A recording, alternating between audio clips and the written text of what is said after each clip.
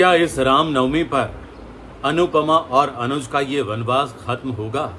उन दोनों के बीच की ये जो दूरियां हैं वो खत्म होगी, क्योंकि प्रभु श्री राम ने संकेत तो दे ही दिया है। लेकिन क्या इसका मतलब यही है कि एक बार फिर अनुज और अनुपमा मिल जाएंगे? क्या है संभावना? चलिए इस पर चर्चा करते हैं आज के हमारे इस वीडियो में। नमस्कार, मैं हूं संदीप पांडे और आप देख रहे हैं मेरा चैनल सीरियल और संदीप। आप सभी का स्वागत है। आगे बढ़ें उससे पहले आप सबसे हमेशा की तरह गुजारिश कि अभी तक आपने हमारे इस चैनल को सब्सक्राइब नहीं किया है तो प्लीज़ प्लीज़ प्लीज़ सब्सक्राइब कर लीजिए, बेल आइकन को दबा दीजिए ताकि आपको हमारे वीडियोस के नोटिफिकेशंस मिलते रहेंगे।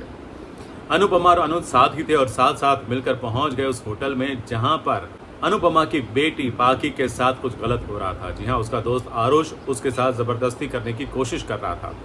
अनुपमा और अनुज ने रिसेप्शन पर जाकर पहले तो ये जानने की कोशिश की कि उनका कमरा नंबर क्या है।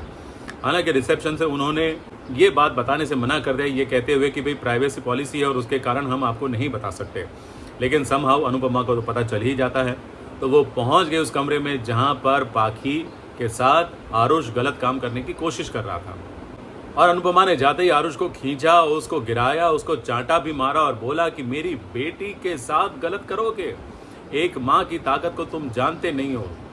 और फिर बेटी कुछ बोलने गई तो माँ ने उसे भी प्रसाद दे दिया, जोरदार तमाचा जड़ दिया गाल पर। बेटी वहां तो चुप हो गई, लेकिन आरुष चुप नहीं रहा, उसने हमला कर दिया और वो भी अनुज पर। अनुज के हाथ पर चोट आई। अनुपमा इससे बहुत परेशान हो गई।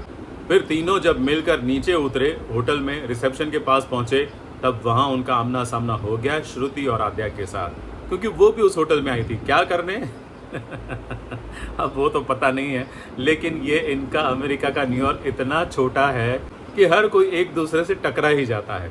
अब देखो, अनुज और अनुपमा जहाँ साथ हो वहाँ श्रुति और आद्या को भी तो पहुँचना होता है ना। तो वो दोनों पहुँच गए और देखकर मुंह बिगाड़ने लग गए। अनुज और अनुपमा भी थोड़े से अनकंफर्टेबल हो गए, लेकिन अनुपमा को अनुज के घाव की चिंता थी। तो पहले श्रुति और आद्या को देखने से पहले उसने अनुज के घाव को देखा, उसके घाव को अपने साड़ी के पल्लू से पोंछा और फिर बाद में वो साड़ी फाड़ने ही वाली थी, लेकिन अनुज ने अपनी जेब से रुमाल निकाला और फिर बाद में वो रुमाल बांध के दिया। अरे भाई, जिस होटल में हो वहाँ पूछो, फर्स्ट एड बॉक्स होगा वहाँ पर, लेकिन कौन पूछेगा? फिर ये सीन कैसे क्रिएट होता? साड़ी का पल्लू फाड़ने की कोशिश करना और फिर रुमाल देना और फिर रुमाल से हाथ पर पट्टी बांधना। इससे अच्छा वहाँ होटल था इतना बड़ा और हर होटल में फर्स्ट एड बॉक्स होता ही है, लेकिन नहीं, इतनी मेहनत कौन करे? अब पाखी के साथ अनुपमा पहुंच गई है अपने घर और अनुज अपने घर। और पाखी जैसे घर पहुंची और घर वालों को पता चला, वनरा तो उसको मारने ही वाला था, लेकिन पाखी अभी भी देखो, मतलब अभी भी वो सुधरती नहीं है। अभी भी वो वही कह रही है जो पहले कहती थी कि प्लीज़ यार मुझे छोड़ दो, मुझे अकेला छोड़ दो, मैं बिजनेस वुमन हूँ, सिंगल मदर हूँ। इस बात का रोना रो रही थी। तो अनुपमा ने फिर से एक बार फिर 12 पन्नों का भाषण सुना दिया और इस बार सब चुपचाप सुनते रहे। और तो और वनराज ने भी यही कहा कि तुम्हारी माँ जो कह रही है सच कह रही है। हालांकि बातों ही बातों में जब वनराज को पता चला कि अनुज भी वहाँ पर था तो उसने सवाल उठा लिया कि अनुज क्या कर रहा था, वो तुम्हारे पीछे पीछे घूमता रहता है क्या? तब अनुपमा ने वनराज को भी कुछ ऐसा सुना दिया, लेकिन फिर क्या करते बेचारी, वो तो थक के बाहर आ गई। और वो जैसे ही बाहर आ गई, बा भी आ गई उसके पीछे पीछे। और बा ने एक बार फिर अनुपमा के साथ इमोशनल ड्रामा किया। ये कह दिया कि पता नहीं ये रामनवमी की पूजा हम लोग कहीं ये हमारी आखिरी पूजा ना हो। और ये सुनकर अनुपमा एक बार फिर इमोशनल हो गई और फैमिली के साथ रामनवमी मनाने के लिए तैयार हो गई। और अब ये सब मिलकर करेंगे रामनवमी की पूजा। दूसरी तरफ अनुज के घर पर श्रुति और आद्या दोनों के मुंह खुले हुए हैं। अनुज अपनी सफाई दे रहा है, कह रहा है कि भाई क्या हुआ था क्या नहीं, पाखी तकलीफ में थी, उसको बचाना ज़रूरी था, वगैरह वगैरह वगैरह। लेकिन हाँ, साथ ही साथ अनुज ने आद्या और श्रुति दोनों को ये कह दिया है कि आप लोग अपने डिसीजन मुझ पर लादने की कोशिश ना करो, क्योंकि मैं इस जो सिचुएशन है उसको मेरी तरह से हैंडल कर रहा हूँ और उसको मुझे मेरी तरह से हैंडल करने दो।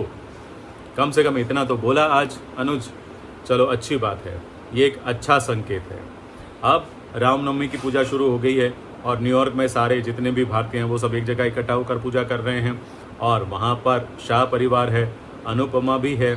और अनुपमा जैसे ही भगवान श्री राम को प्रार्थना कर रही है कि जैसी खुशी आपकी आंखों में है वैसी खुशी मुझे भी दे दो ना, तो वहीं पर भगवान राम की फोटो में उसको प्रतिबिंब नजर आया अनुज का।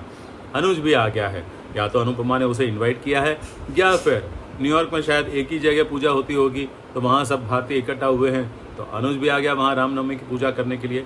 हालांकि श्रुति ने तो घर पर पूजा करने की बात की थी।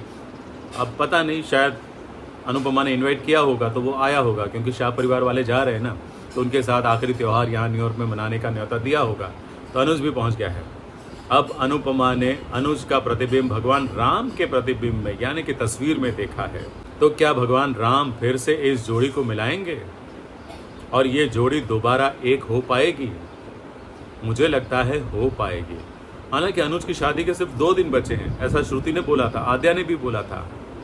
तो क्या 2 दिन में ऐसा कुछ होगा कि अनुज और अनुपमा एक हो जाएंगे? भाई अगर भगवान राम ने चाहा और मेकर्स ने चाहा, राइटर्स ने चाहा और हम सब की प्रार्थना अगर मिल जाएगी तो शायद भगवान राम हमारे मान को मिला देंगे। क्या कहते हैं आप? आपका क्या विचार है? हमें लिखकर ज़रूर बताएं। जी हाँ, आपके कमेंट का हमें इंतज़ार रहेगा। थैंक यू वेरी मच आज का ये वीडियो देखने के लिए। अच्छा लगा तो लाइक कीजिए, शेयर कीजिए अपने दोस्तों के साथ, और हाँ, सब्सक्राइब करना मत भूलिए। बेल आइकन को दबा दीजिए ताकि आपको हमारे वीडियोस के नोटिफिकेशंस मिलते रहेंगे। और ज़्यादा अपडेट के लिए आज शाम 5:30 बजे भी आ जाइए यूट्यूब लाइव पर। जी हाँ, यहीं पर हम लाइव करेंगे और भी कुछ अपडेट होगा तो उस पर चर्चा करेंगे। Thank you very much, take care and bye bye.